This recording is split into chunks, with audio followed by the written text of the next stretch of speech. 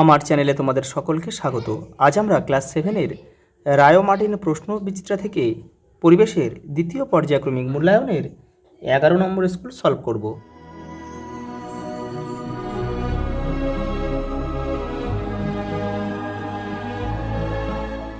দেখো প্রথম প্রশ্ন, প্রদত্ত কোনটি স্বপ্রভ বস্তু, অর্থাৎ দেখো নিজে থেকে আলো দেয়, হচ্ছে তারা, যাদের নিজস্ব আলো আছে আর কি। পরেটা দেখো, একটি বস্তুকে দর্পণের সামনে 0.5 মিটার দূরত্বে রাখলে বস্তু ও দর্পণ দ্বারা গঠিত প্রতিবিম্বের মধ্যবর্তী দূরত্ব কত? এর ডবল হবে, অর্থাৎ 1 মিটার হবে। অ্যাম্বুলেন্স শব্দটিতে যে কয়টি অক্ষরের পার্শ্ব পরিবর্তন হয় তা হলো কটি? দেখে নাও। দেখো, এ হয় না, এম হয় না, বি হয়, তাহলে বি হবে, এল হবে, এ হবে না, এন হবে, সি হবে আর ই হবে। তাহলে 1 2 3 4 5, এই যে 5টি। কুয়াশা হলো দেখো ঈষৎ স্বচ্ছ মাধ্যম।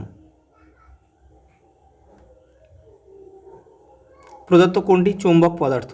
এখানে নিকেল। মেরুজ্যোতির কারণ কি? দেখো, পৃথিবীর পরিবেশ দূষণ, এটা হবে না। পৃথিবীর পরিবেশের উষ্ণতার বৃদ্ধি, এটা হবে না। পৃথিবীতে যে কারণ, এটাও হবে না। এটাও অপশান ডি, পৃথিবী একটি বিরাট চৌম্বক, তার প্রভাব।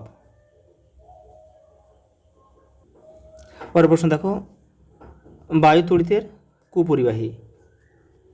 টর্চের ব্যাটারিগুলিতে বিপরীত অভিমুখে যুক্ত করে সুইচ অন করলে দেখো টর্চের বাল্ব জ্বলবে না। অপশান এ আমাদের সঠিক উত্তর।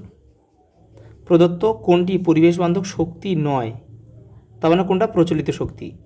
এখানে অপশান হবে জীবাশ্ম তেল থেকে প্রাপ্ত শক্তি। এটা হচ্ছে পরিবেশ বান্ধব শক্তি নয়, কারণ এটা দূষণ ছড়ায়।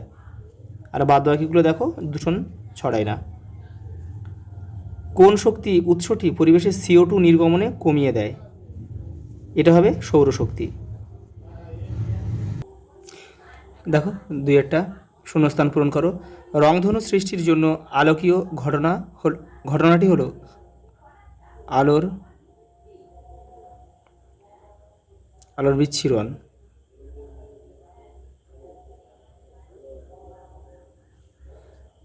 কোন অঞ্চলে চুম্বকের কোনো আকর্ষণ ক্ষমতা থাকে না? উদাসীন অঞ্চলে, চুম্বকের মাঝখানে।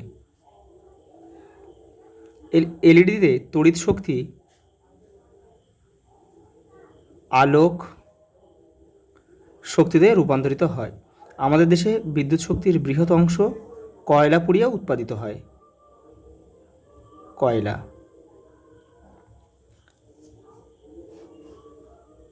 পরেরটা দেখো, একটি দর্পণের উপর আলোকরশ্মি লম্বভাবে আপতিত হলে প্রতিফলন কোণের মান কত হয়? দেখো, লম্বভাবে আপতিত হলে আপাতন কিন্তু 0 ডিগ্রি হয়। সেই জন্য দেখো আপাতন কোণ আর প্রতিফলন কোণ কিন্তু সমান হয়, সেহেতু প্রতিফলন কোণও কিন্তু 0 ডিগ্রি হবে।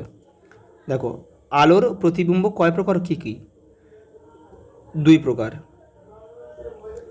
প্রকার, সদ্বিম্ব ও অসৎ বিম্ব। পরেরটা দেখো, একটি চুম্বকের জ্যামিতিক দৈর্ঘ্য 100 সেমি হলে চুম্বকটির চৌম্বক দৈর্ঘ্য কত হবে? দেখো, চুম্বক দৈর্ঘ্য সমান সমান আমরা কি জানি? জ্যামিতিক দৈর্ঘ্য গুণিতক 0.86, অর্থাৎ এটা হবে 86 সেমি। চুম্বক দৈর্ঘ্য কাকে বলে? দেখো তোমাদের বইয়ের 42 নম্বর পেজে রয়েছে, দেখে নাও। এই দেখো, চুম্বকের দুই মেরুর মধ্যবর্তী দূরত্বকে চুম্বক দৈর্ঘ্য বলে।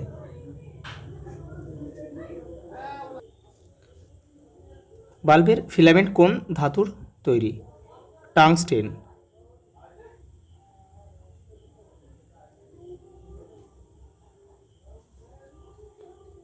বায়োগ্যাসের মূল উপাদান কি? মিথেন। সংকেত CH4।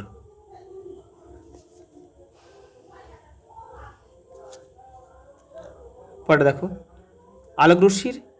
আলোকরশ্মির লঘু মাধ্যম থেকে ঘন মাধ্যমে প্রতিসৃত হওয়ার রেখাচিত্র অঙ্কন করে আপাতিত রশ্মি, প্রতিসৃত রশ্মি, আপাতন কোণ, আর প্রতিসরণ কোণ চিহ্নিত করো। দেখে নাও তোমাদের বইয়ের এটা 31 নম্বর পেজে রয়েছে।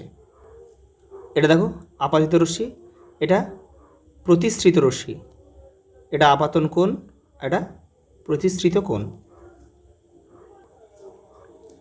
পরেরটা দেখো আলোর প্রতিফলনের একটি চিত্র অঙ্কন করে আপাতিত রশ্মি, প্রতিফলিত রশ্মি, আপাতন কোণ, প্রতিফলন কোণ দেখাও। তোমাদের বইয়ে দেখো 27 নম্বর পেজে রয়েছে। দেখো দেখো আপাতিত রশ্মি, এটা প্রতিফলিত রশ্মি, এটা আপাতন কোণ, আর এটা কিন্তু প্রতিফলন কোণ, আর এটা হচ্ছে অঙ্কিত অভিলম্ব।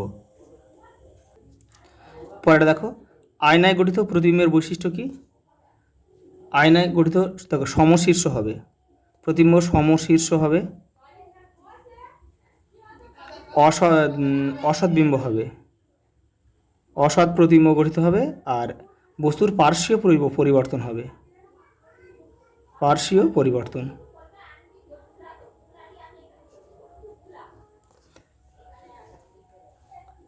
পরেরটা দেখো তড়িৎ চুম্বক কাকে বলে? এর একটি ব্যবহার লেখো। দেখে নাও তারের মধ্যে দিয়ে তড়িৎ প্রবাহের ফলে লোহার দণ্ড চুম্বকে পরিণত হওয়ার ঘটনাকে কিন্তু তড়িৎ চুম্বক বলে। দেখো তড়িৎ চুম্বক হচ্ছে দেখো ইলেকট্রিক কলিং বেলে ব্যবহার করা হয়, লাউড স্পিকার ব্যবহার করা হয়। পরেরটা দেখো একটি চুম্বককে সমান 3 টুকরো করা হলো, মোট কয়টি মেরু তৈরি হবে? দেখো এক টুকরোতে 2টো মেরু, আর 3টে দিলে 6টি মেরু পাওয়া যাবে। চুম্বকের চুম্বকত্ব কী কী কারণে নষ্ট হতে পারে? দেখে নাও এই দেখো আগুনে পোড়ালে কিন্তু চুম্বকের চুম্বকত্ব নষ্ট হয়ে যায়, চুম্বকের ওপর জোরে জোরে আঘাত করলে। আবার দেখো সমমেরুকে একসাথে অনেকক্ষণ জোর করে ঠেকিয়ে রেখে দিলে চুম্বক দুটির চুম্বকত্ব ধীরে ধীরে কমে যায়। দেখো ওর সঙ্গে একটা প্রশ্ন দিয়েছে, কুরি বিন্দু কি? দেখে নাও এই দেখো যে নির্দিষ্ট তাপমাত্রার উপরে কোনো চুম্বক পদার্থ তার চুম্বকত্ব হারিয়ে ফেলে তাকে ওই পদার্থের কুরি বিন্দু বলে। পরেরটা দেখো চুম্বক আবেশ বলতে কি বোঝো? তোমাদের বইয়ের দেখো 44 নম্বর পেজে রয়েছে। দেখো এখান থেকে লিখবে দণ্ড চুম্বকের প্রভাবে, এই যে লিখে দিতে, কোনো চুম্বক পদার্থের সাময়িকভাবে চুম্বকে পরিণত হওয়ার ঘটনাকে চুম্বক আবেশ বলে। পরেরটা দেখো পৃথিবী নিজেই একটি চুম্বক, উক্তিটির সপক্ষে যুক্তি দাও। দেখে নাও এই যে দেখো রায়ান মার্টিন 78 নম্বর পেজে রয়েছে। এগুলো অনেকগুলো রয়েছে, 3টে রয়েছে, তোমরা যে কোনো একটা লিখবে, এটা লিখতে পারো।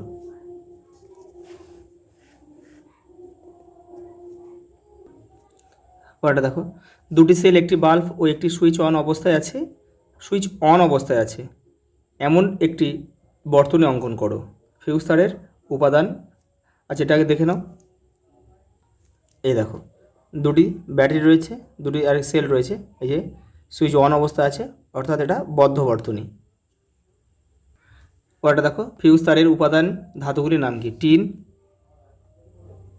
টিন ও সীসা। 75% আর টিন হচ্ছে 25%।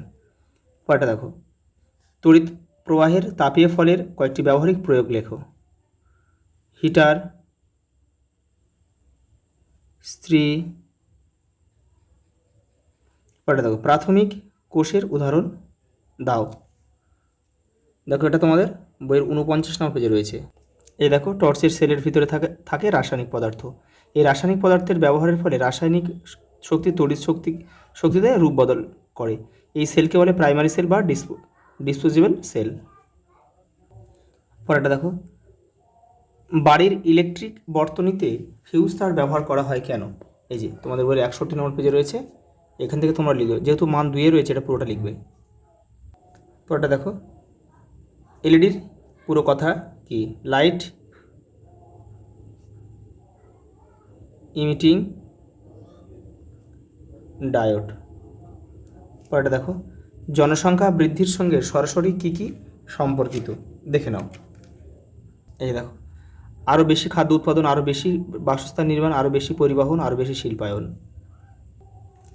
দেখো সৌরশক্তি প্রধান দুটি সুবিধা, দেখো যোগান, অফুরন্ত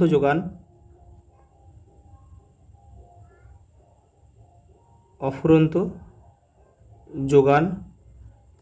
এবার আরেকটা লিখবে পরিবেশ বান্ধব, অর্থাৎ কোনো দূষণ ছড়ায় না।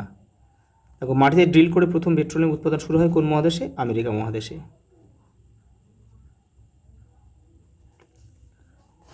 পরে দেখো, লাইফ সায়েন্স দিয়েছে। উদ্ভিদের রূপান্তরিত বিটপকে কী বলে? ফুল। ডিম্বাশয় কিসে পরিণত হয়? ফলে। আর ডিম্বক বীজে পরিণত হয়। দেখো, বাতাস দূষণমুক্ত থাকলে লাইকেনের রং কী হয়? সবুজ হয়। আর যদি দূষণযুক্ত হয়ে যায় তাহলে কিন্তু খয়েরি হয়ে যায়। এখানে লিখে দিচ্ছি, দূষণ যুক্ত হলে খয়েরি।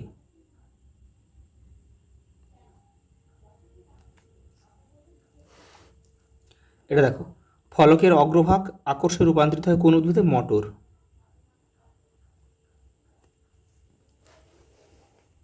পরেরটা দেখো, পার্থক্য লেখো স্বপরাগযোগ ও ইতর পরাগযোগ। তোমাদের বইয়ের 210 নম্বর পেজ দেখো। এই যে দেখো, এই যে স্বপরাগযোগ, ইতর পরাগযোগ, এখান থেকে পড়ে কিন্তু তোমরা পার্থক্যটা করবে। দেখো, পরের প্রশ্ন, অভিশ্রবণের গুরুত্ব লেখো। তোমাদের বইয়ের 217 নম্বর পেজে রয়েছে। দেখো, জীবজগতে অভিশ্রবণের গুরুত্ব, এখান থেকে তোমরা করবে। দেখো, লাস্ট প্রশ্ন দিয়েছি কি, একটি আদর্শ ফুলের চিত্র এঁকে বিভিন্ন অংশ চিহ্নিত করো। তোমাদের বইয়ের 197 পেজে উত্তরটা রয়েছে, দেখে নাও।